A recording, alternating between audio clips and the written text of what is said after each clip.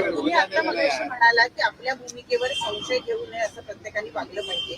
तर सुरेश धस यांची आत्ताची जी भूमिका आहे ती संशय कसं आहे आता तुम्हीच करता ना, तुम्हीच करता ना. ते दादांना भेटले अशा वेळेस जेव्हा युद्ध सुरू असतं तेव्हा समोरच्या सेनापतीला भेटायचं नसतं. राजकारण जरी असलं तरी उद्या जाऊन मी अगदी त्यांच्या घरीच जाऊन जेवलो तर माझ्या भूमिकेवर लोक संशय घेणार. त्यांनी असा वाईट दिलाय की उपसा सिंचनाच्या जे थकबाकी राहिली होती अजितदादांच्या खात्याकडे ती मागण्यासाठी मी आज गेलो. चांगलं, आजचा मुहूर्त चांगला होता वाटतं.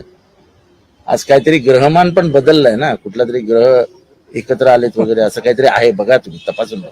धनंजय मुंडेचा राजीनामा होत नाहीये, सरकार मागत नाहीये, अशी सरकारची काय अपरिहार्यता आहे तुम्हाला वाटते?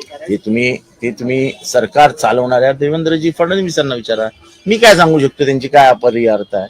पण ह्याच्यातनं सरकार बदनाम होत आहे. आणि सर्वात हे सांगतो तुम्हाला,